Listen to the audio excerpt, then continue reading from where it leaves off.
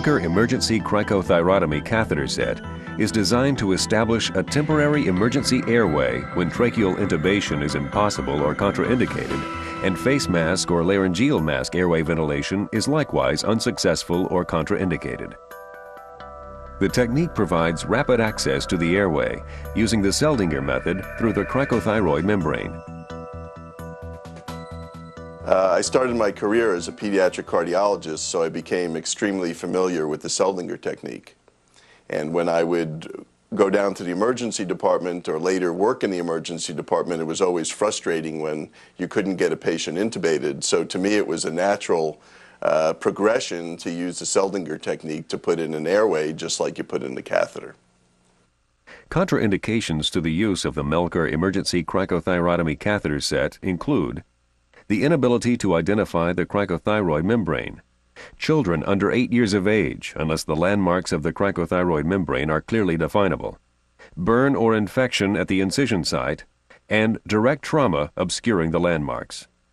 The Melker emergency cricothyrotomy catheter set consists of a radiopaque polyvinyl chloride airway catheter, a tapered curved dilator with a handle designed to fit within the airway catheter, an Amplatz extra stiff wire guide of 0.038-inch diameter with a single flexible end, a number 15 scalpel, a 6 cc syringe, a number 18 gauge stainless steel introducer needle, and a number 18 gauge Teflon catheter introducer needle. The catheter set is available in 6 mm, 4 mm, and 3.5 mm internal diameter sizes. Before using the Melker emergency cricothyrotomy catheter set, the cricothyroid membrane is palpated and the neck is extended if not contraindicated. The skin is prepared with an aseptic solution. While stabilizing the thyroid cartilage, a 2 cm vertical incision is made through the skin over the membrane. An adequate incision eases the introduction of the dilator and airway catheter.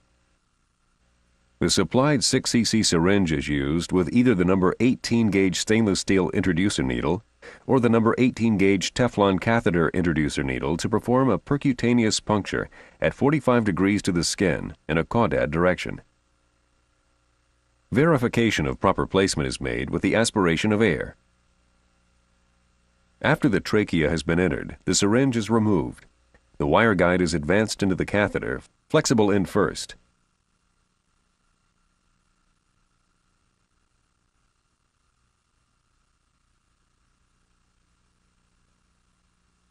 Once the wire is within the trachea, the catheter or needle is removed. The dilator airway catheter assembly is advanced over the wire until the stiff end of the wire emerges from the dilator handle. The dilator airway catheter assembly is advanced over the wire and into the trachea.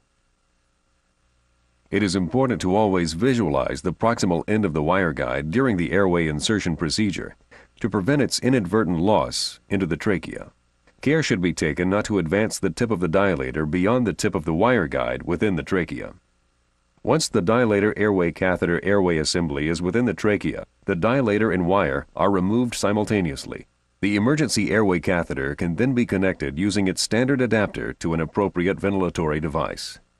I find that many people are concerned about making an adequate incision when they put these devices in. If you're going to use the largest device, which is a 6 mm internal diameter, then the external diameter is about 1 centimeter. And if you figure the circumference of that device, it's over 1 inch. And so you want to make an adequate incision. You may not have to make it a full inch, but you want it to be adequate so that the dilator and the tube pass easily into the airway. For more information about this or other Cook Critical Care products, please contact your local representative or call 1-800-457-4500.